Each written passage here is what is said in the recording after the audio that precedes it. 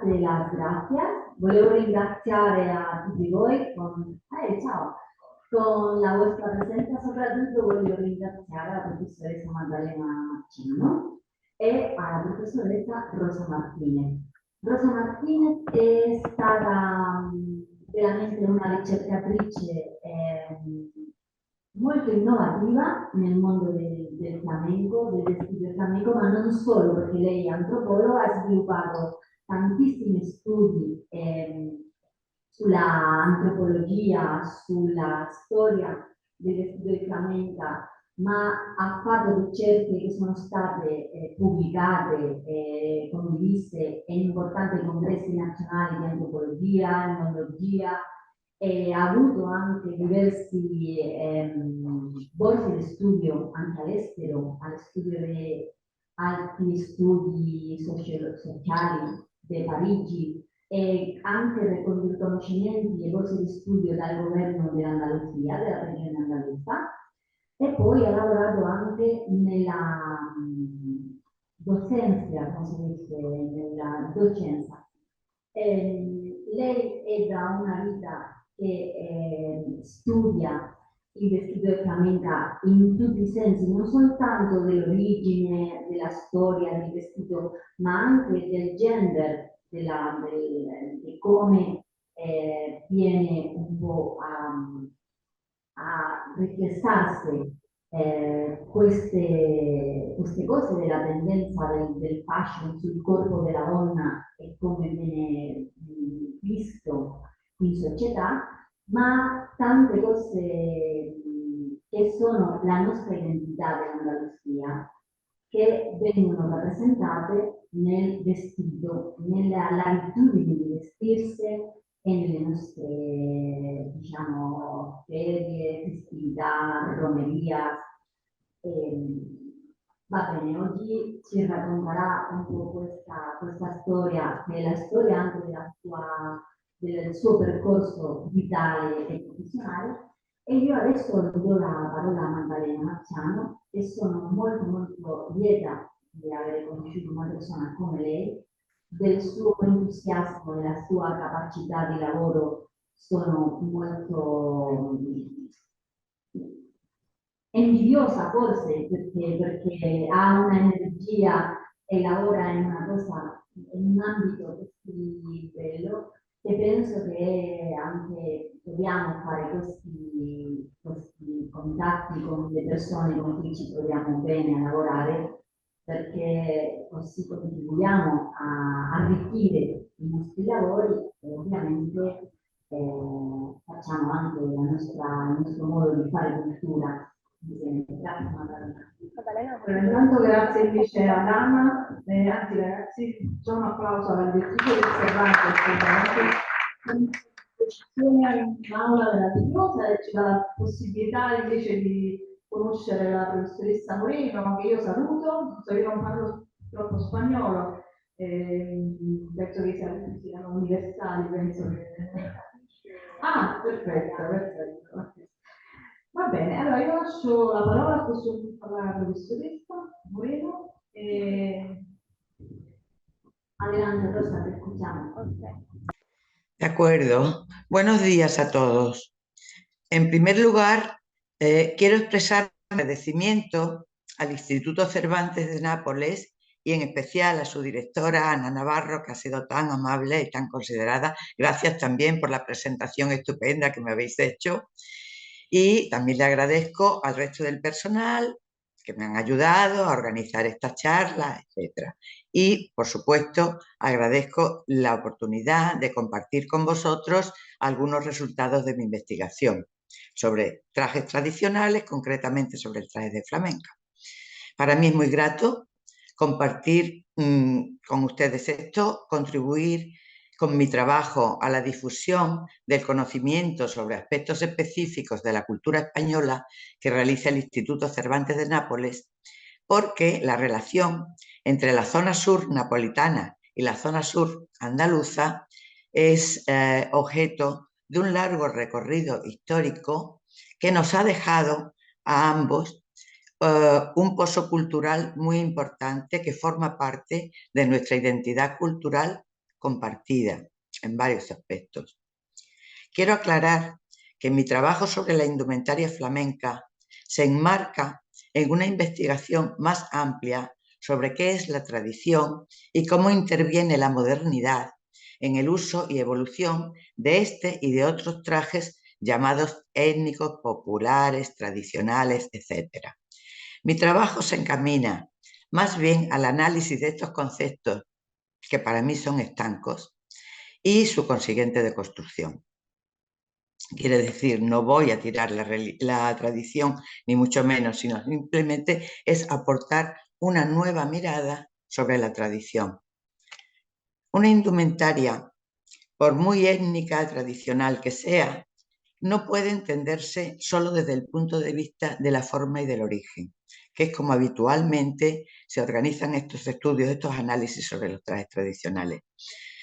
Hay una serie de factores, como son los contextos sociales, políticos y económicos, que cambian continuamente y deben estar presentes en este análisis. Y lo que para mí es más importante, factores significativos del tipo simbólico, identitario y psicológico no pueden faltar en cualquier análisis que se pretenda completo y serio.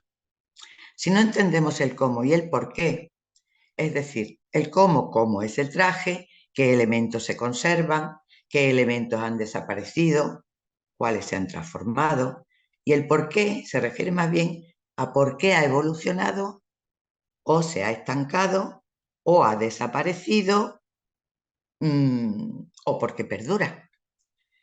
Entonces, si no tenemos este cómo y este por qué en cuenta, no podremos entender que toda tradición tiene un sentido.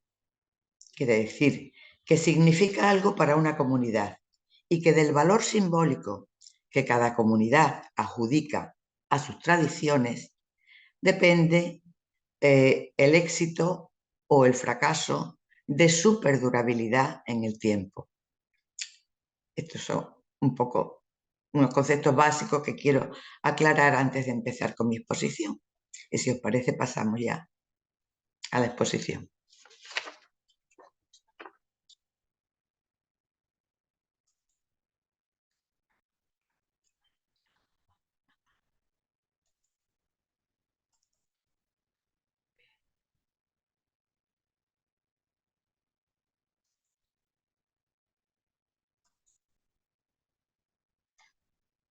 De acuerdo. ¿Estamos?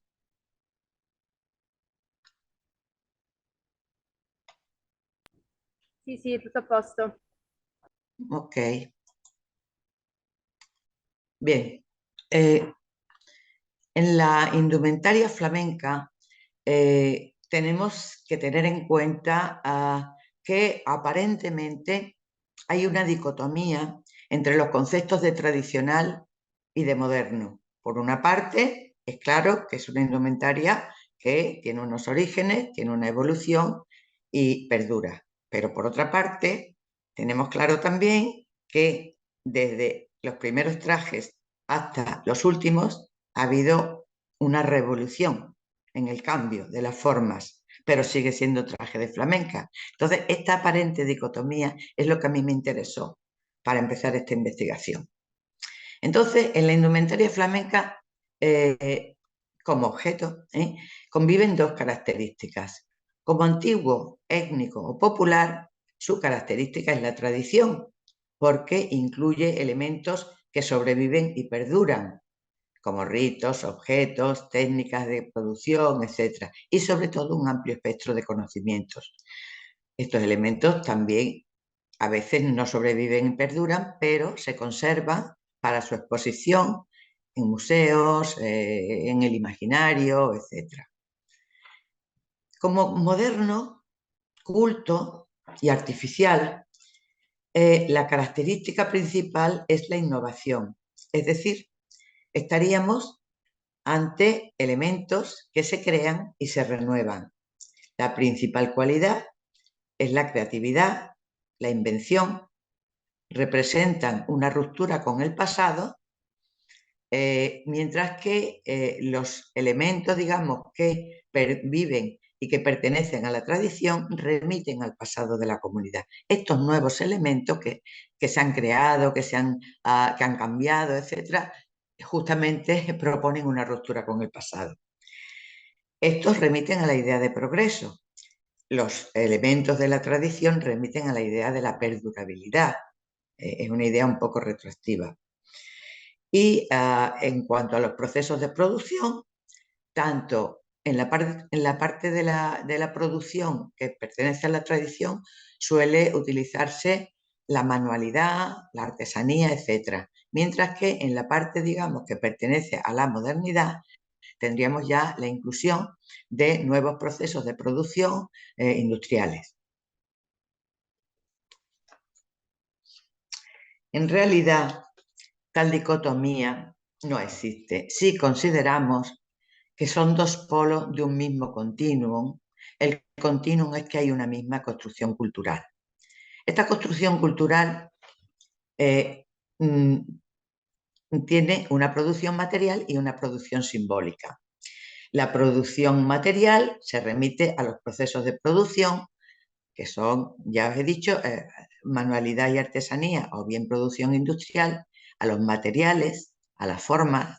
Los materiales van a cambiar, cambian continuamente, también la forma. Y después hay una producción simbólica que se remite a los significados, a la simbología y sobre todo a la inserción en el imaginario de una comunidad. ¿Por qué se consideran dos polos de un mismo continuum? Partiendo de que es que estamos hablando de una misma construcción cultural. Ambas remiten a la identidad individual y colectiva, de la misma manera que, por ejemplo, los muebles noruegos, el estilo japonés, la confección italiana, la música de jazz, son identificados desde fuera como producciones de un estilo nacional, del país que sea. Ambos tipos de producción son producto de un proceso de transmisión. ¿Por qué? Porque por muy moderno que sea, no existe la creación absoluta. Todo parte de un precedente. Toda innovación es realizada sobre algo que ya existe. Si perduran, precisamente, es porque están vivas en una sociedad determinada, porque ambas responden a unas necesidades materiales y simbólicas. Un pueblo construye sus tradiciones no desde cero, sino desde un acervo cultural preexistente y no tiene por qué responder a una intencionalidad. Muchas veces las cosas se van construyendo solas, al ritmo que marcan los tiempos. Aquí os he querido mostrar un taller artesanal de trajes de flamenca. Se ve que está en casa, la modista está probando el traje a la clienta y aquí lo que fue la evolución de la forma en un principio. El traje de gitana, el traje de maja, el traje de gitano y el traje de majo. Podemos hablar de, por una parte, los trajes de la etnia gitana, por otra parte, los trajes de los españoles en la época en que empezó a conformarse. Bien, entonces surge, por supuesto, la cuestión de que si el atavío flamenco es un caso especial. ¿Qué se entiende por traje tradicional? Un traje tradicional es el que tiene unos orígenes definidos, es decir, conocemos exactamente cuándo y dónde surgió.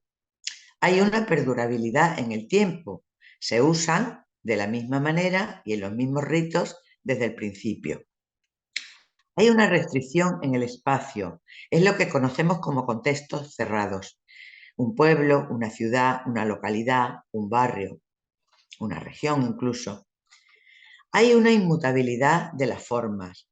Hay un estancamiento o un estancamiento en un momento preciso a partir del cual no evoluciona ya. Por eso se conoce siempre el mismo traje, se identifica claramente. Hay una restricción en los contextos de uso.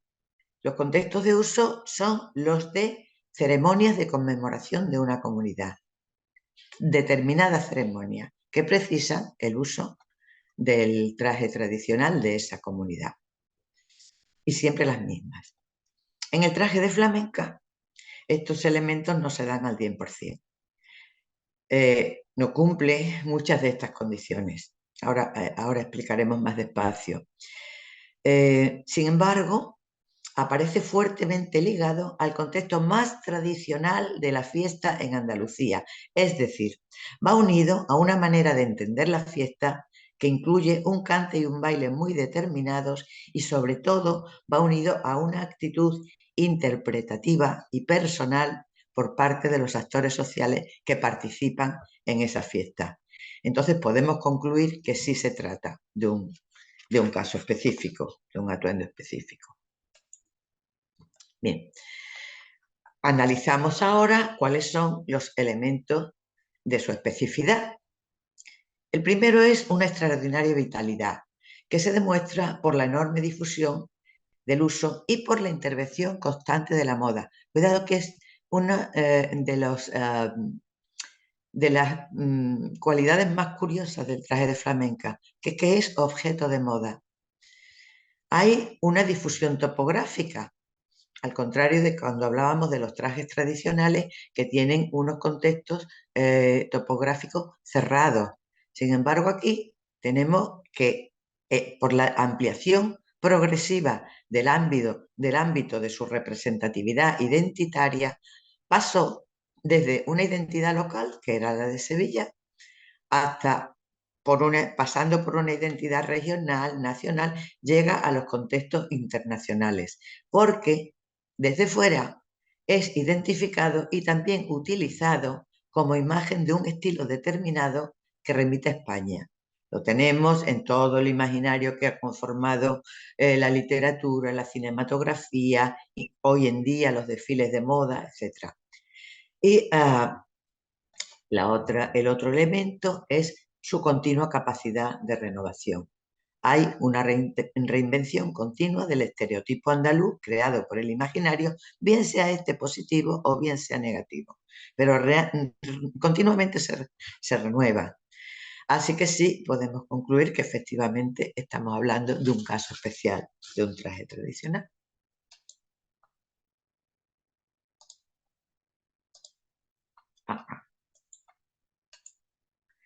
Bien, tenemos, hablando de los orígenes del traje andaluz, hay que decir primero que el traje andaluz popular en el siglo XVIII era el de majos y majas. En esta diapositiva tienen ustedes un ejemplo que a partir de la primera mitad del XIX va a ir configurando los atuendos locales según se desarrollan diferentes tendencias y según comienza la influencia de la moda. Hay tres factores de desarrollo en esta evolución. Hay una confluencia de acontecimientos que se dan en la segunda mitad del siglo XIX en España y que contribuyen a esta evolución. Uno es el movimiento romántico, otro es la profesionalización del flamenco y el tercero es la creación de la Feria de Abril en Sevilla. Bien, el movimiento romántico trae consigo la inquietud por conocer los lugares exóticos del mundo. En esta tendencia, los países mediterráneos resultan fuertemente atractivos a los viajeros románticos. España, concretamente, por su pasado árabe, oriental, o sea, remite al exotismo oriental. ¿Pero qué ocurre? Que los viajeros románticos, principalmente franceses, ingleses y alemanes, no encuentran estas reminiscencias orientales en lo que ellos encuentran de la cultura española y sobre todo de la cultura de las clases populares, que era lo que ellos iban buscando, porque no olvidéis que el movimiento romántico pretendía resucitar el Volk, el alma del pueblo. ¿Pero qué encuentran en España, concretamente en Andalucía? Pues una serie de tipos semi-marginales, no menos exóticos, que les asombran grandemente, no solamente por su indumentaria, que era especial, era muy lujosa además, sino sobre todo por su actitud descarada y orgullosa, que según estos viajeros, pues no correspondía a la actitud habitual de las clases desfavorecidas. Estamos hablando siempre de clases populares. La tipología del andalucismo entonces se va conformando en una serie de tipos y estereotipos en las cuales entran los gitanos, los toreros, los majos, los guapos, los bandoleros. Los bandoleros también entran en la tipología del sur de Italia, creo recordar. La conformación del imaginario sobre Andalucía a lo largo del siglo XIX contó también con un elemento que fue el cruce de lo andaluz con lo gitano. Los viajeros románticos lo percibieron como un todo, y sin embargo no era así. También esto lo desarrolló el costumbrismo andaluz en la literatura, en los pliegos de cordel y sobre todo en los cuadros. La majeza, bueno, así, esta confusión del imaginario sobre una tipología que cruza lo andaluz con los gitanos, da lugar al desarrollo de la gitanofilia entre la juventud de las clases adineradas. Es muy curioso que la juventud, en vez de buscar el tipo de cultura que nos venía en ese siglo de Italia fundamentalmente y de Francia, la juventud vuelve sus ojos hacia las fiestas de los gitanos, que son mucho más divertidas para ellos que, por ejemplo, la ópera, y tiene un punto mucho más romántico, más interesante. Hay que hablar también entonces de qué significa la majeza como actitud, o sea, no estamos hablando solamente de un traje. La actitud lo primero es el gusto por el buen vestir, que es característica de las clases sociales en Andalucía en aquella época. Caro Baroja, nuestro gran historiador y erudito, lo expresa así. Dice: unas clases sociales no aristocráticas ni burguesas, tenidas por humildes, buscan marcar diferencias y señalarse. Tal es el caso de los majos y majas en la segunda mitad del siglo XVIII. Continúa Caro Baroja haciendo referencia al gusto por el buen vestir, por dar el golpe, o sea, la exhibición, el exhibicionismo, señalado insistentemente por los viajeros románticos ingleses que mostraban las clases populares andaluzas y que claramente no buscaban imitar la moda aristocrática. Pero todo tiene un porqué. El porqué está en la relación entre el atuendo y el imaginario. En este recorrido, las clases acomodadas acabaron imitando el atuendo de majos y gitanos. Es una consecuencia de la invasión francesa que se produjo en España a principios del siglo XIX.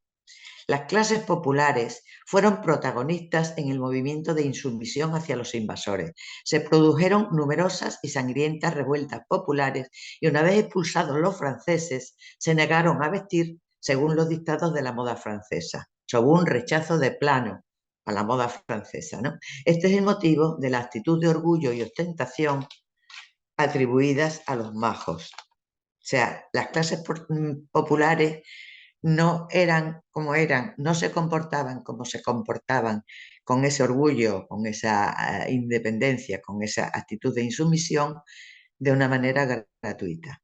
Se habían sentido protagonistas de lo que fue la expulsión de los franceses. Entonces, se sentían propiamente orgullosos. Todo el país, entonces, participó, una vez expulsados los franceses, participaba de unas tendencias comunes a clases populares y a las clases adineradas.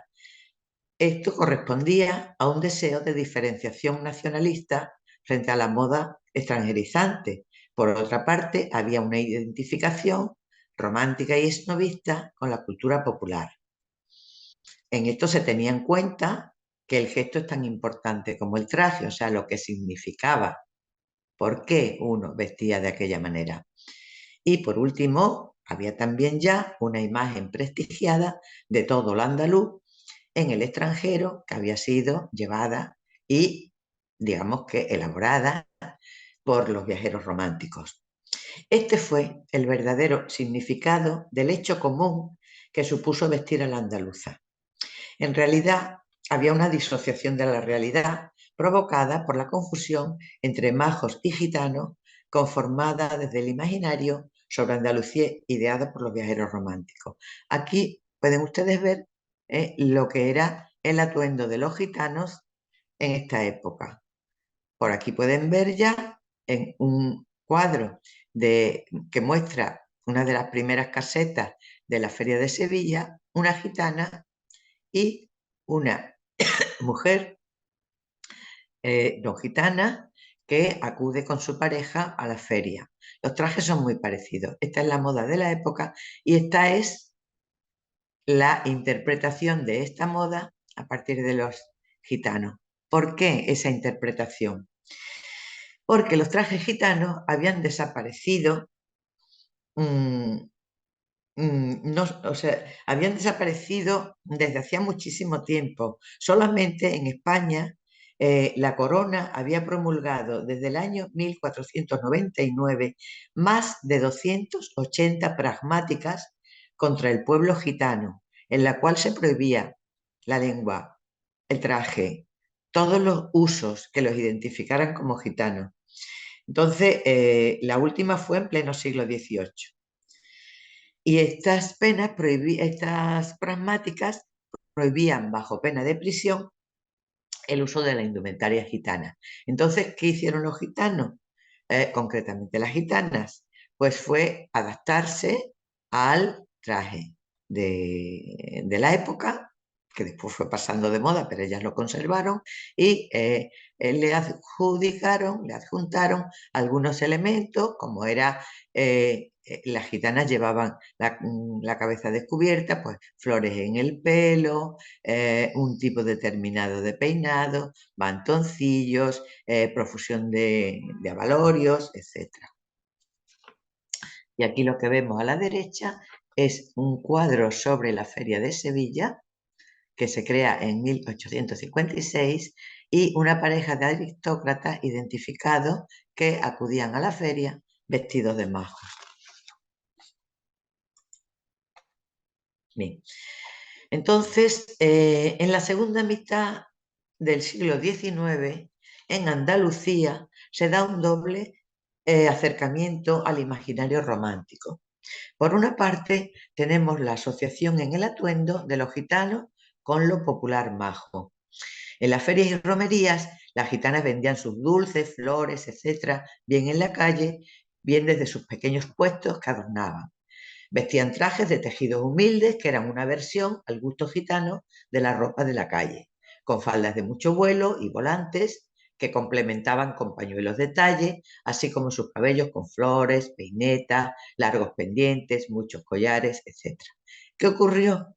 Que las sevillanas comprendieron que era una vestimenta mucho más cómoda que los vestidos encorsetados e incómodos para bailar, y fueron poco a poco copiando el estilo gitano e incorporando algunos de estos elementos a su atuendo ferial para la feria. Vestir a la andaluza entonces se convirtió en vestir al estilo gitano, y el traje resultante comenzó a conocerse como traje de gitana, denominación que aún se conserva. En Sevilla es muy habitual escuchar la expresión: este año te vistes de gitana. Se dice más eso que no vestir de flamenca. Por otro lado, hay una asociación también de los aires, en la música, de los aires populares con los gitanos, que da lugar a los aires flamencos. De la misma manera, se produjo una fusión entre las coplas populares o seguirillas y el cante gitano, cuyos quiebros aportaron una nueva dimensión al cante, que es la emotividad, dimensión que sigue presente en lo que ahora se llama el cante flamenco. El baile siguió el mismo camino, aportando la picardía, la gracia, la sensualidad que le imprimían las gitanas. El fruto de esta fusión fue conocido como cante hondo, quiere decir hondo profundo, o arte flamenco, en el cual se encuadran tanto el cante como el baile y una serie de elementos que acompañan a esta manifestación cultural. Entonces, otro elemento también que contribuyó a la conformación definitiva del traje tal y como lo conocemos, y sobre todo al flamenco, fue la profesionalización del flamenco. Culminó la evolución de las formas para la adaptación al baile. Las antiguas cuadrillas de gitanos derivaron en grupos de baile mixtos y aparecieron las primeras academias en Sevilla, donde los jóvenes de cualquier procedencia aprendían las técnicas que después mostraban en sus actuaciones como grupos semiprofesionales, tanto en la feria como en los cafés cantantes que proliferaron en esta época en toda Andalucía y que son el antecedente de los actuales tablaos, que realmente son unos cafés cantantes también. O sea, son cafés donde la gente está consumiendo y al mismo tiempo hay un tablado, hay una tarima donde hay grupos flamencos que están bailando y cantando. Entonces podemos decir que la conformación del traje de flamenca en sus elementos estructurales tal y como lo conocemos en la actualidad se produjo en esta época, entre 1890 y 1910. Aquí he querido mostrarles muy rápidamente el mismo traje con elementos del traje de las majas en su versión gitana y en su versión de la majeza. Lleva uno de los elementos era la mantilla, la gitana no lo lleva, la mantilla lleva la parte superior cubierta por esta misma mantilla, mientras que la gitana lleva la parte superior cubierta por un mantoncillo de flecos. Y aquí abajo se ve, un poco se puede ver la indumentaria de los gitanos y de los grupos mixtos en los cafés cantantes. Ya en el primer tercio del siglo XX encontramos claramente definidos y diferenciados tres contextos de uso que dan lugar a tres variantes del traje flamenca que perduran en la actualidad. El primero es la feria, fundamentalmente Sevilla. Estamos hablando de esta época, ahora ya el traje se usa en todas las ferias de Andalucía, pero en principio era solamente en Sevilla. Se debía a las actuaciones de los cuadros flamencos semiprofesionales de las academias y estaba encaminado fundamentalmente al lucimiento de las portadoras, de las mujeres en el baile. Por otra parte, tenemos el segundo contexto de uso, es el espectáculo, debido a la proliferación de los cafés cantantes y sobre todo al prestigio de las bailarinas españolas en el extranjero. Estos espectáculos andaluces, que se llamaban andaluces, ostentaban un vestuario de gran colorido y riqueza, donde se usaban indistintamente elementos de la majeza, como sobrefaldas de madroños, chaquetillas de terciopelo, sombreros o elementos de la gitanería, como los tejidos de percal de lunares, los volantes, las flores, los peines, los matones bordados, etcétera, etcétera. Y el tercer contexto de uso, que ya se configura y que da lugar a una serie de cambios formales, es la romería, son las romerías. Fundamentalmente la del Rocío, pero hay romería en toda Andalucía.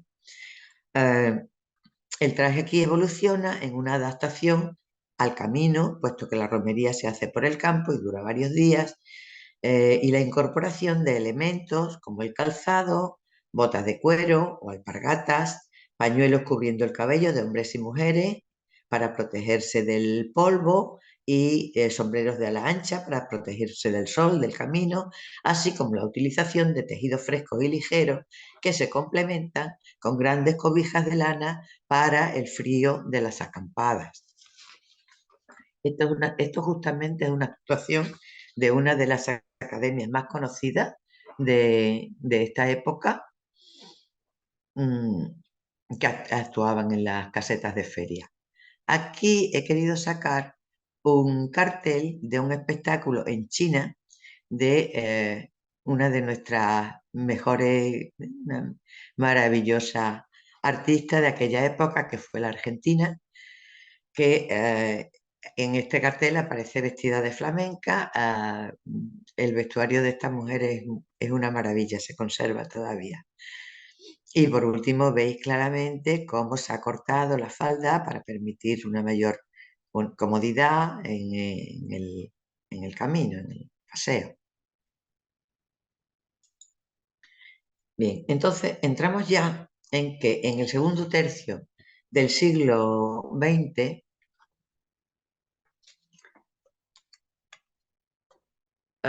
bien, en el segundo, o sea, en cuanto al uso de lo que ya era un atuendo específico para la fiesta en Andalucía, aún no se había producido el fenómeno de extraordinaria difusión del traje flamenco de los últimos tiempos, de modo que se puede observar que había una disociación en el uso unido a una percepción de clase social. Sin embargo, las clases populares habían empezado a recuperar elementos aislados en las ferias y en las romerías. Mientras tanto, las clases aristocráticas imitaban las modas de París, con excepciones. Era muy raro ver a una mujer de clase adinerada luciendo el atavío flamenco. Aquí se ve claramente, ¿no? Sobre todo yo lo veo en el atuendo de las dos niñas. La niña que va vestida a la flamenca, acompañando a un grupo de mujeres vestidas a la flamenca, y la niña que va con su aya, llevan un carrito también, de un bebé, me imagino, y esa niña va vestida completamente a la moda. Y ambos están paseando por el recinto ferial. Bien, esta disociación comienza a desaparecer a partir de 1920 hasta 1936, en que la guerra civil interrumpe cualquier amago de fiesta en España. Hasta ese momento se produce la definitiva incursión de la moda en el atavío flamenco. Vestirse de flamenca deja de ser considerado como un hecho anticuado o perteneciente al populacho inculto. A ello contribuyó la deriva democrática del país, la instauración de la Segunda República en España, que alentó el desarrollo de la cultura popular y la recuperación de sus eventos como parte de la expresión del pueblo. En este ambiente progresista, en los años 30, ambas clases confluyen de nuevo en el uso del traje femenino de flamenca o de gitana. El atuendo masculino, que era reminiscencia del atuendo de los majos, se pierde, pero se conserva, sin embargo, pero evoluciona hacia una... se conserva en los contextos ecuestres hacia lo que es el traje del jinete andaluz actual. Bien, entonces ocurre que desde 1900, o sea, tenemos una época bisagra, digamos, en la evolución del traje, que es el tercer tercio del siglo XX. Pero hay que tener en cuenta que desde la guerra, desde la guerra del 36 interrumpe la fiesta, las ferias y todo eso. La dictadura franquista, digamos que tiene un periodo entre 1940 y 1970 que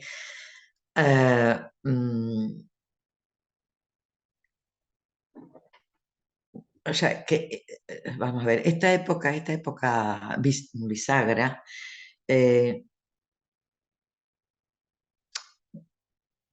pertenece a la dictadura fascista, en la cual asistimos a un fenómeno que podríamos considerar popularización controlada del uso. Hay una proliferación de formas y estilos por la influencia de la moda. Por ejemplo, la mantilla desaparece, pero sobre todo hay una utilización política del estereotipo andaluz. Se crea la institución de coros y danza, que bajo el pretexto de preservar las esencias de España, estamos hablando de un contexto franquista, de un contexto fascista.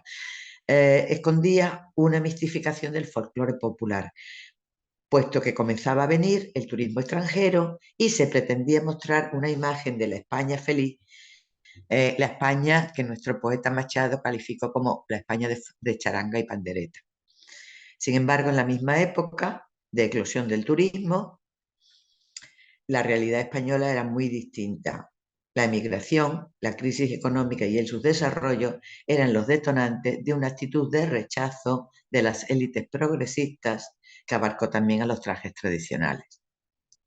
En este caso, los jóvenes eran conscientes de que el uso del traje en la feria suponía una forma de colaboración con el régimen franquista en una maniobra retrógrada encaminada a dar una imagen falsa del país. Entonces, aquí tenemos los trajes como evolucionaron en esta época. Un traje en la feria, el traje del espectáculo con la aparición de la bata de cola y cómo se utilizaban los trajes populares en las romerías. Bien, en la actualidad, que podemos considerar desde 1970 hasta ahora, hasta el momento presente, podemos decir que durante la transición del régimen autocrático hasta la instauración de la democracia en España en 1976, se produjo a nivel general una recuperación de los trajes y fiestas populares específicos de cada región, en vistas a la obtención de la autonomía de las regiones, que culminó en el actual estado de las autonomías. En el caso del traje de flamenca, se produjo una difusión generalizada tanto en la ampliación de los contextos festivos como en el ámbito de difusión que pasa de ser local a internacional en unos pocos años. Hay que decir que las élites progresistas y sobre todo la juventud hizo un esfuerzo por recuperar la indumentaria de los trajes de flamenca allí donde habían quedado en la época, antes de la época del general Franco. Esto es muy curioso porque lo que se recuperó realmente fue la moda de los 40. A ello también, a esta difusión generalizada, ha contribuido la creación de eventos para el desarrollo de la moda flamenca por parte de los gobiernos autonómicos, concretamente el gobierno autonómico andaluz, y las consejerías de cultura, también las de turismo, pues avalan este tipo de eventos, sobre todo los desfiles de moda, salones de la moda, etcétera, etcétera. Bien, entonces podemos ir concluyendo que hay una serie de aspectos significativos en el traje de flamenca. El primero que yo destacaría es la modernidad, tanto por la forma como por el significado simbólico. Podemos afirmar que el traje de flamenca ha sido moderno ya desde sus orígenes, porque hay una hibridación de contenidos. Este traje es de los primeros que ni siquiera se podía considerar traje de flamenca, pero tampoco era traje de maja, era un traje andaluz, en la cual vemos elementos del traje de maja, elementos del traje de flamenca. O sea, ya desde sus orígenes, este es un cuadro de Esquivel, 1800 algo, el principio de 1800. Es un traje ya moderno. El segundo aspecto es la tradición, es decir, la inserción en el imaginario.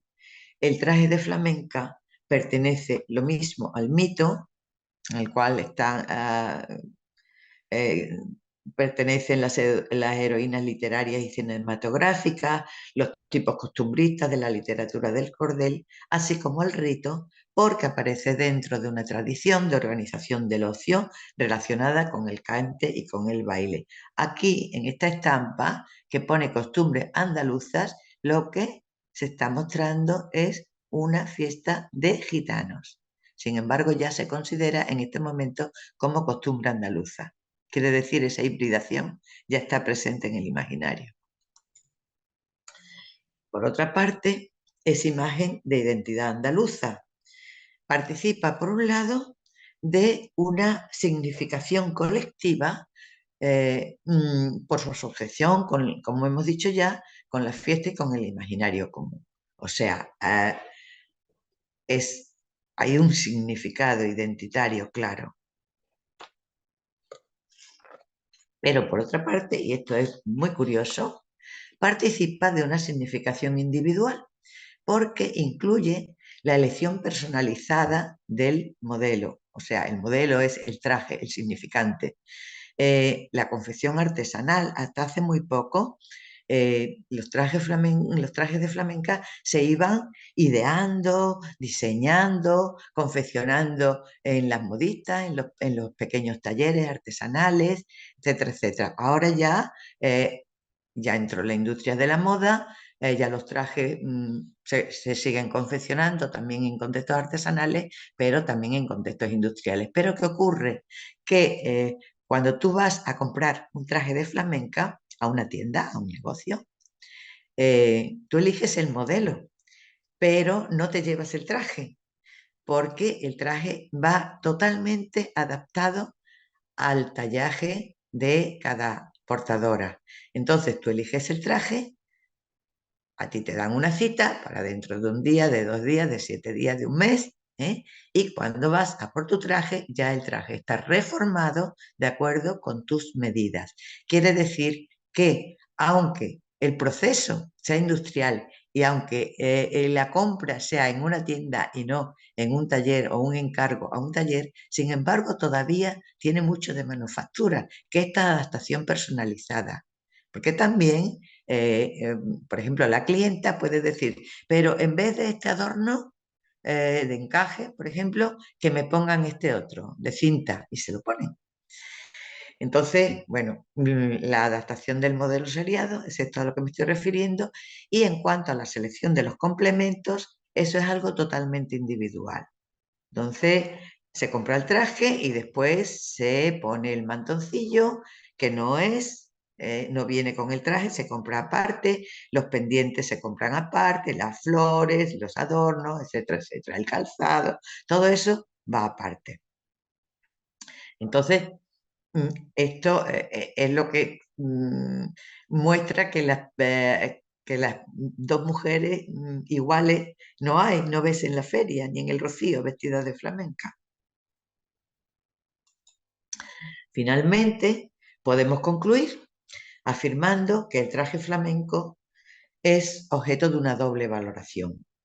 Como vehículo de circulación de bienes simbólicos, supone una transmisión de conocimientos entre generaciones, tanto del cante como del baile, como de la manera de vestirse, como de la manera de organizar la fiesta, etc. Un autorreconocimiento de identidad. Vestir el traje es también, como hemos visto antes, es vehículo de una actitud activa y participativa en la feria y constituye una afirmación de la propia individualidad, porque esta interpretación es personal. O sea, todo el mundo no canta lo mismo, todo el mundo no baila lo mismo. Cada uno baila a su manera y canta a su manera y viste a su manera.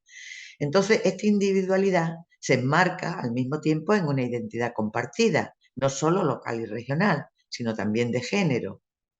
Ahora lo vamos a explicar un poco. Por otra parte, es un espacio de relación entre los géneros, ya que facilita los intercambios amorosos, lo que aquí se llama el roneo. Y por otra parte, tenemos también que muestra el protagonismo de la mujer en la feria. En un contexto de hegemonía masculina, la exhibición de la apariencia propia femenina de la manera más favorable posible, la exhibición del gusto personal, la destreza en el baile, etc., adquiere dos significados diferentes. Ciertamente, supone la aceptación de un rol tradicionalmente atribuido a las mujeres, depositarias según este sistema de valores hegemónico masculino, de la belleza, la gracia, la picardía, es decir, el valor de reclamo erótico. Pero al mismo tiempo forma parte de una estrategia de conservación del protagonismo femenino en la feria que no cede esta parcela a los hombres, aunque los tiempos hayan cambiado la mirada sobre los géneros. El dicho popular de que no hay mujer fea vestida de flamenca lo conocen muy bien las andaluzas y lo utilizan como les parece, y cualquier mujer que se haya vestido alguna vez de flamenca podrá corroborar esta impresión. Es un traje que favorece, que facilita el baile, que facilita los movimientos, que facilita el atractivo personal y de alguna manera es un vehículo de empoderamiento femenino, pero siempre lo ha sido en la feria. Entonces, como expresión viva de la cultura andaluza, posee las características atribuidas ya por los estudiosos a las producciones culturales genuinamente andaluzas. Una es el barroquismo, es decir, la exuberancia, la vistosidad, la exhibición. Otro es la tendencia a la personalización de las relaciones sociales, no solamente entre los actores sociales, sino que todo se personaliza en Andalucía. Por ejemplo, los pasos, las imágenes que se muestran en las procesiones no son una imagen de la Virgen o de el Cristo, son la Virgen de un pueblo o la Virgen de un barrio y tienen su nombre diferente unas de otras y cada uno se identifica con... Es como si fueran personas. Esa tendencia a la personalización en las relaciones es muy importante porque forma parte de la fiesta andaluza. Por otra parte, la individuación dentro del grupo, o sea, este rol activo y participativo convierte a los actores sociales en sujetos y no en objetos.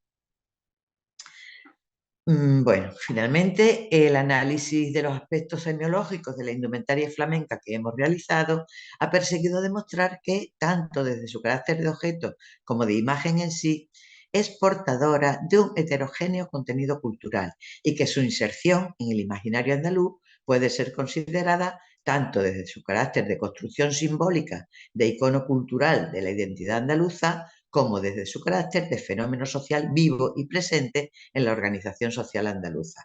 Todo ello bastaría para demostrar que se trata de un bien cultural. No obstante, estas consideraciones no nos apartan de otra reflexión que tiene que ver con el carácter inasible de la cultura que se corresponde con el carácter inasible de cualquiera de sus representaciones. Toda cultura, toda representación cultural está inserta en un mundo vivo, cambiante y dinámico, que se reproduce continuamente. Por esta razón, los significados pueden cambiar y de hecho lo hacen en la medida que son los hombres y no los objetos los que producen el significado. Es a los hombres, pues, y no a los objetos, a quienes pertenece el poder de atribuir o negar la dimensión simbólica a determinados objetos y hechos. Y termino con una frase de mi maestro Bourdieu, que dice que ne bouge pas, c'est quelque chose qui est mort. Lo que no se mueve está muerto, refiriéndose a la tradición. Bien, a dejar de compartir.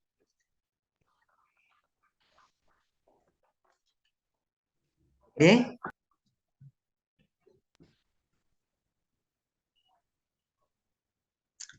No oigo. Compartir pantalla, no. Potete chiedere qualcosa a professoressa Rosa Martinez. Dai, ragazzi, qualcosa. Volevo chiedere alla professoressa Moreno, volevo dire, in Italia solitamente il termine gitano ha una connotazione quasi negativa. Volevo sapere se in Spagna fosse lo stesso, oppure diciamo, l'ambito del flamenco avesse mantenuto saldo quel heritage del mondo gitano con una connotazione positiva, oppure magari come da noi ha una connotazione negativa, forse è un fattore culturale il nostro, quindi magari è riconosciuto da tutti in Spagna che l'eredità è quella di un mondo gitano, e che connotazione ha questo termine? Potrei tradurre, Ana? Va bene, Rosa. Lui vuole sapere se la connotazione del término gitano Lo escucho muy bien, ¿eh? Él quiere saber si para nosotros el término gitano tiene una connotación negativa, porque en Italia, sin embargo, sí se percibe como algo negativo, pero él entiende que para nosotros, con todo este significado que le damos al traje de flamenco y cómo esa influencia Ujú. de lo gitano al traje de flamenco, ¿cómo lo percibimos? Si sigue teniendo para nosotros esa connotación negativa. Pues es una pregunta muy interesante y me gusta que me la hagan, porque efectivamente, históricamente y socialmente, la connotación gitano también en España tiene mucho de peyorativo. El caso, por eso es un caso especial el tema del flamenco en España, en Andalucía quiero decir, porque la unión, que no la realizamos nosotros, no la realizamos los españoles, la realizan los viajeros románticos. Esa hibridación entre lo gitano y lo majo, que después es lo andaluz, eso le da prestigio a lo andaluz, con lo cual las manifestaciones culturales andaluzas y estas concretamente que tienen lugar en relación con las fiestas, el cante y el baile, como toman muchísimos elementos del cante y baile gitano, y como se produce este cruce creado en el imaginario, insisto, por los viajeros románticos y no por los españoles, pero después admitido, ha traído una nueva visión, una nueva interpretación de lo que es el arte gitano. El arte gitano ya está prácticamente incorporado en un todo como arte andaluz, siempre refiriéndonos a la fiesta, al cante y el baile, a los aspectos musicales. Entonces, ahora mismo, hoy en día, hay dos tendencias. Por un lado, están los gitanos modernos. Estamos hablando de espectáculos flamencos, de artistas gitanos. Los gitanos están comenzando a reivindicar la propiedad del flamenco. Entonces, incluso esto se manifiesta en que los nuevos espectáculos de los artistas flamencos gitanos actuales no suelen utilizar el traje flamenco. O sea, es como una reivindicación de la propia identidad. Y por otra parte, se da también que el flamenco evoluciona de diferentes maneras y que la hibridación de contenidos entre lo flamenco y lo gitano, que culmina en lo que se llama el arte flamenco andaluz, es un hecho ya.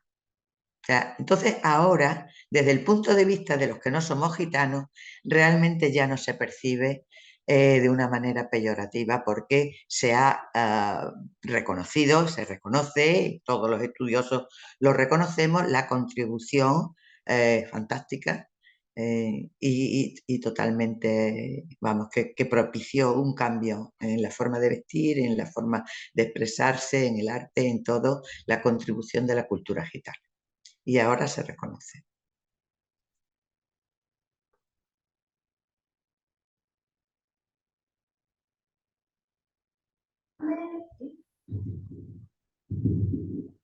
Allora, volevo sapere se, qual era l'età in cui le bambine o comunque le donne iniziano a indossare gli abiti di flamenco. Ci sono delle tradizioni, dei riti, qual è l'inizio? Gli abiti vengono tramandati da donna a donna? Sí, esa chica, ¿cuál es su nombre?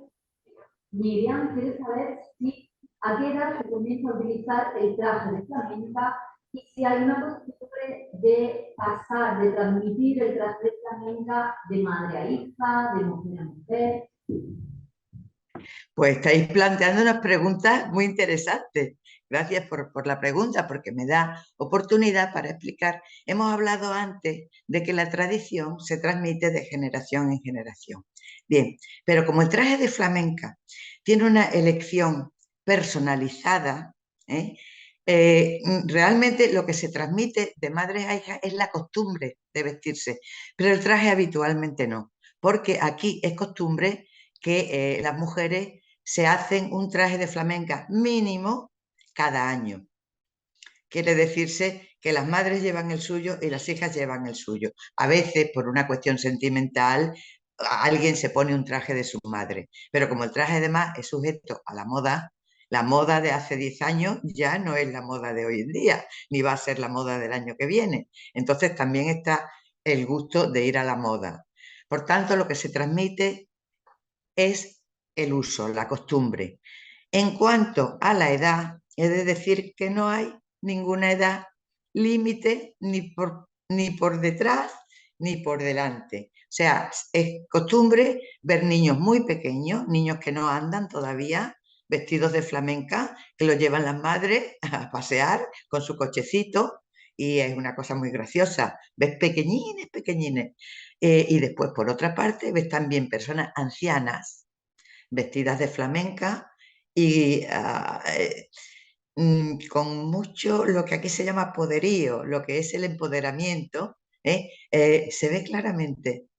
Cuando a mí me encanta, siempre me han gustado mucho las personas mayores vestidas de flamenca, porque es el pozo de una tradición vivida en la cual se ha participado desde joven y es un poco para la mujer que se viste de flamenca, que se ha vestido desde jovencita, es un poco recuperar esa ilusión de la juventud, esa ilusión de destacar, de ir guapa, la coquetería. Y por supuesto, da la oportunidad de bailar. O sea, una mujer mayor vestida de flamenca y bailando es uno de los espectáculos más hermosos que se ven.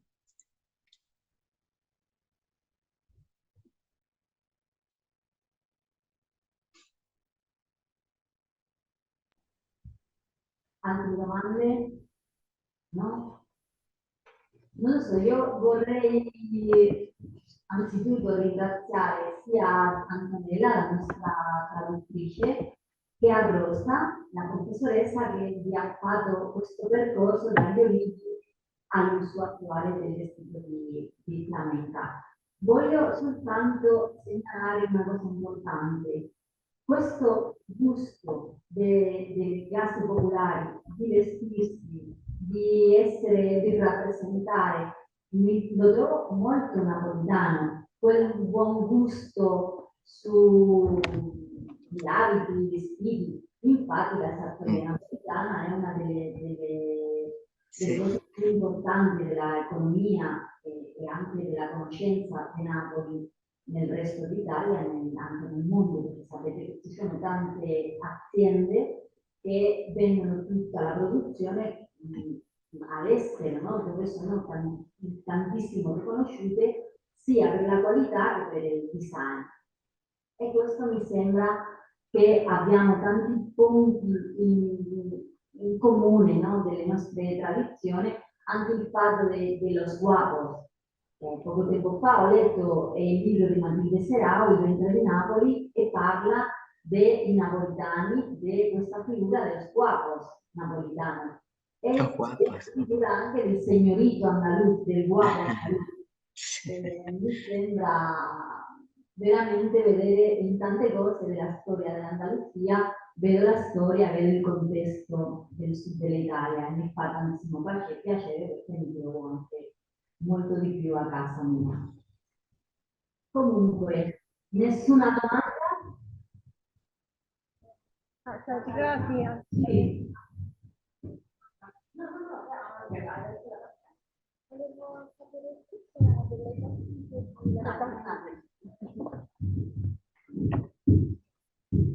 Allora, volevo sapere se ecco, ci sono delle tecniche di lavorazione che vengono poi tramandate riguardo ai componenti dell'abito, anche non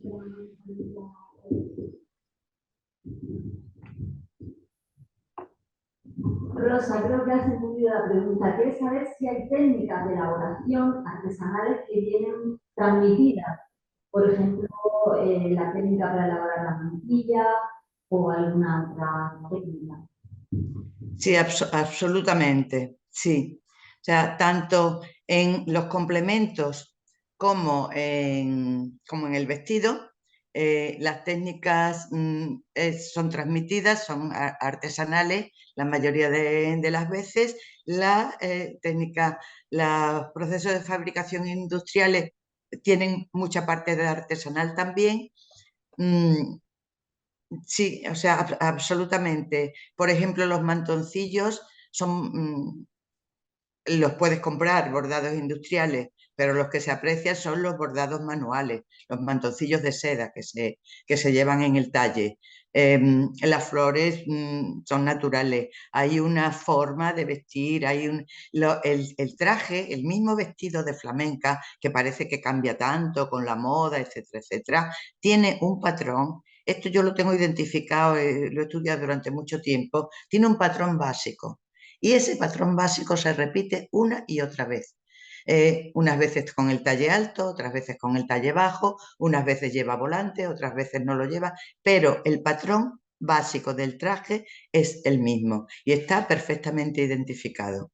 Es un traje que tiene 3, 4, 8 piezas, el cuerpo tiene 8 piezas y después la falda tiene de 6 a 8 piezas cortadas al bies. Sí, hay una forma específica y tradicional. Lo que pasa es que, bueno, pues la intervención de la moda va cambiando elementos, pero la base, la estructura básica, sí, es transmitida además generacionalmente.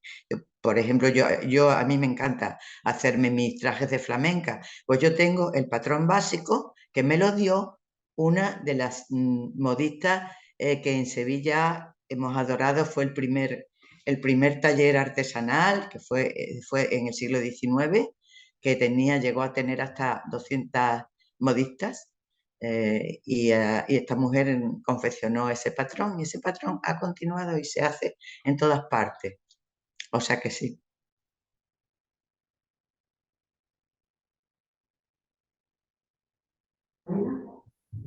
Io volevo invece approfondire proprio del ruolo dell'uomo, dell'ambito maschile a questo punto. Cioè, cosa fanno gli uomini? Fanno sempre lo stesso o anche loro in qualche modo hanno una teoria? Sí, Rosa, la profesora Magdalena quiere saber cuál es el papel del hombre, si llevan siempre el mismo traje o si también los hombres tienen un cambio de traje o hay diferenciación en cuanto al vestido masculino. Bien, sí, eso es que no me ha dado tiempo a desarrollarlo. El traje popular español antiguamente era el de majo. Este traje perduró durante un tiempo en el contexto ecuestre. En las ferias y en las romerías, los hombres que van a caballo llevan el traje del jinete andaluz, que es una evolución de ese anterior traje de majo, pero que realmente es un traje muy específico. Y sí, también se considera un atuendo flamenco. El traje del jinete andaluz. Ahora, en la feria, para el cante, el baile, etcétera, el hombre no viste, el hombre lleva un traje de calle normal. Por supuesto, se exige, ¿no?, que vaya bien vestido, que lleve un completo. Pero bueno, actualmente la gente va como le da la gana, pero digamos que la normativa sería esa. Entonces, no, el papel del hombre con respecto al traje de flamenca, a la mujer vestida de flamenca, etcétera, es acompañar. Por eso yo hablaba de empoderamiento femenino, porque incluso en contextos muy, muy machistas, como ha sido el contexto andaluz y, en fin, otros muchos más, la mujer ha conservado una parcela de poder, que era un poco esto, era su protagonismo en la fiesta, porque la que bailaba era ella. El hombre acompaña, incluso en el baile de sevillanas, que es lo que habitualmente se baila en las romerías y en la feria. El baile del hombre, el hombre hace los mismos pasos, pero acompaña. La mujer es la que mueve los brazos, la que da las vueltas. El hombre solamente acompaña con su brazo, a ver si me veis, en esta posición. No sé, el hombre extiende el brazo sin llegar a tocar la cintura de la mujer, para acompañarla, es como para protegerla. O sea, el papel de la mujer en el uso y la costumbre del traje de flamenca es preponderante, es protagonista. Sì, diciamo che quando si balla l'uomo avvolge alla donna, in questo senso, no? Perché come dice Rosa la accompagna. Altre domande? chiamato il nostro coordinatore del corso, il professore Andrea Lassar, ma già era qui, per tanto che conoscete. No, invece lui è un grande conoscitore delle tradizioni, dei vari, tutto quello che può essere il collegamento con la Spagna. Quello che ho trovato invece delle similitudini perché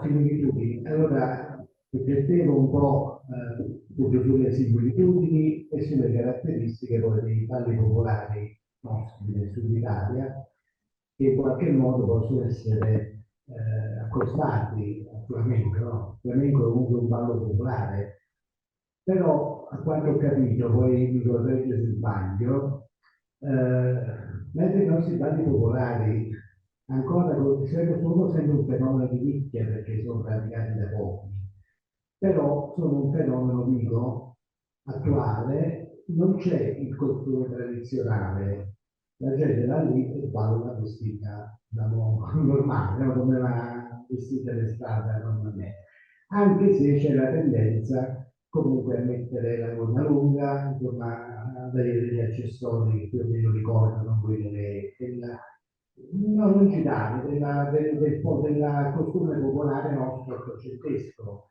che è l'origine poi anche di questi balli. Quindi non è, nei gruppi invece folcloristici, allora lì si vestono, no? Si travestono con un costume tradizionale, però quello lì diventa folklore, non diventa tradizione viva, non praticata dal popolo. Volevo sapere appunto in Spagna, ultimamente è diventato anche un fenomeno chiaramente turistico, per cui sono i locali dove si balla, ma perché come se paghi greco, non vai là e vedi i ballerini di flamenco, godi di uno spettacolo, ma ci sono le persone che praticano il flamenco in occasione delle feste, c'è una tradizione ancora viva oppure no, e quelli che praticano questa tradizione si vestono alla flamenca oppure vanno vestiti normali. Allora, Rosa, lui è il coordinatore di questo di spagnolo. Ah, sì, scusatemi. Él es el coordinador del curso, profesor también de la Academia de Bellas Artes, y quiere consultarte si el flamenco como una tradición viva, ¿no? En ese sentido, hace la comparación con los bailes tradicionales del sur de Italia que se siguen practicando, pero la gente no se viste para bailar esos bailes. A lo mejor en algún caso se meten una falda larga y bailan, pero practicándolo en un modo para mantener la tradición viva, Sí. pero no hay toda esta complejidad de vestirse para bailar, ¿no? Él me pregunta si por nuestra parte el flamenco tenemos esa costumbre de practicarlo también fuera de estos eventos, ¿no? Si es como una tradición viva y si en estos casos cuando bailamos flamenco, aparte de que es un fenómeno turístico que uno va y ve un espectáculo flamenco, si cuando se practica también te atavías, por así decirlo, de flamenca, ¿no? En este caso, ¿tú cómo te podrías responder? Bien, la indumentaria flamenca, ya he dicho que aunque ha habido una ampliación de contextos progresiva, una gran difusión en su uso, va siempre, siempre unida a la tradición de la fiesta en Andalucía. O sea, cómo se concibe la fiesta en Andalucía. La fiesta en Andalucía se concibe como participación activa, como interpretación. Se habla también de actores sociales en el doble sentido. Es que son actores de una interpretación, de una especie de representación teatral. Entonces, no, el traje de flamenca el uso suele ir unido a contextos festivos. Solamente fuera de contextos festivos se utiliza en los desfiles de moda. O sea, contextos festivos exclusivamente. Contextos conmemorativos de la comunidad, no. Hay otros bailes que se pueden considerar tradicionales y populares que no requieren el uso de la indumentaria flamenca.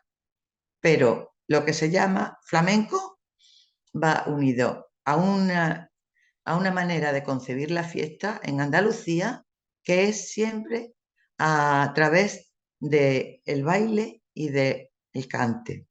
Hay otros contextos también en Andalucía, donde se usan los trajes suyos tradicionales, también unidos, como el que ha planteado este señor,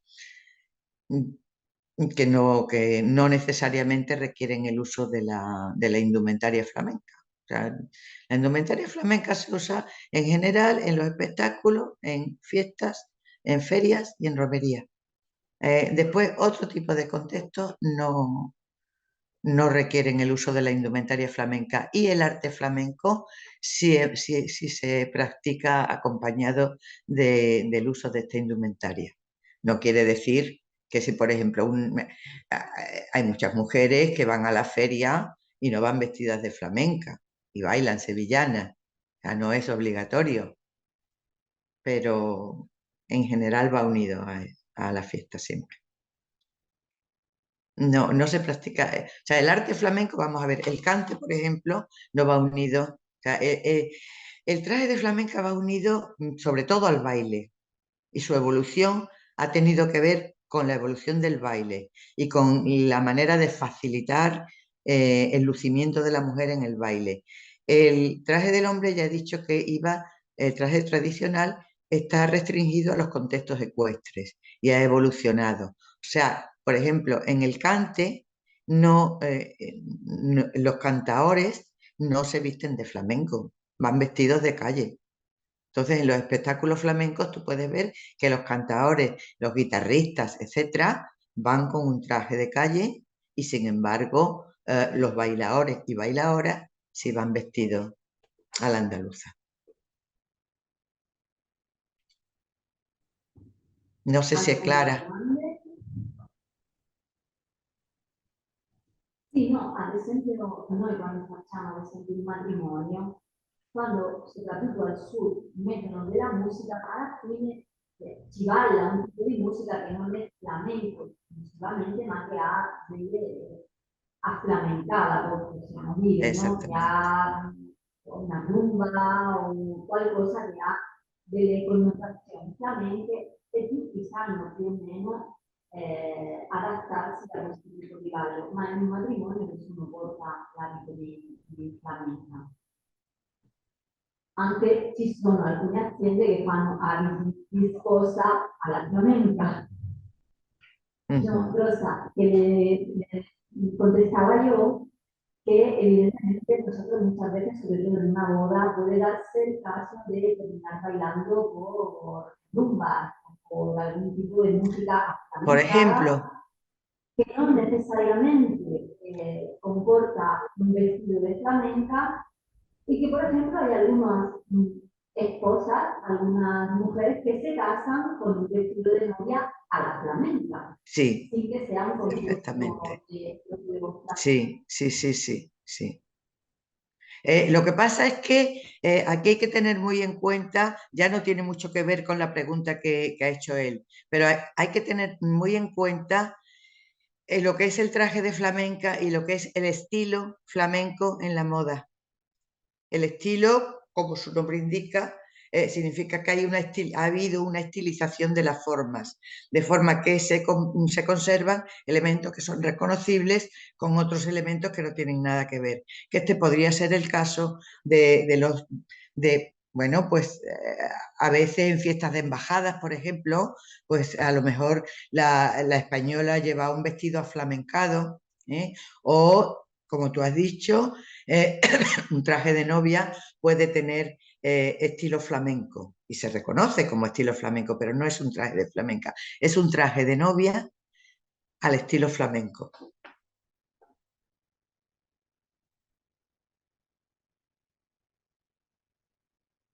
Esto me parece muy interesante, como idea de la influenza dell'abito di flamenca nella moda e all'inverso. All'inverso l'abbiamo un po' visto, ma bisogna anche fare un'altra lezione per capire l'influenza dello stile, dello style flamenco su grandi fashionisti, no? Sulla moda.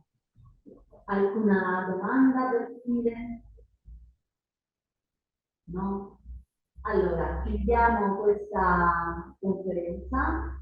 Rosa, muchísimas gracias. Creo que ha sido muy interesante. Quiero que sepas que esta conferencia está dentro de un proyecto mucho más amplio, en el que probablemente el año que viene traeremos alguna artesana para que trabaje con los alumnos de este grado de fashion de la Academia de las Bellas Artes y puedan también elaborar creaciones con técnicas, esas técnicas ancestrali e artesanali della moda flamenca. Ringrazio tutti per la partecipazione.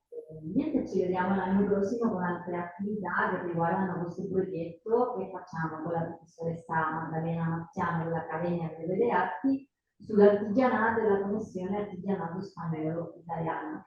Grazie mille. Gracias a vosotros. Gracias.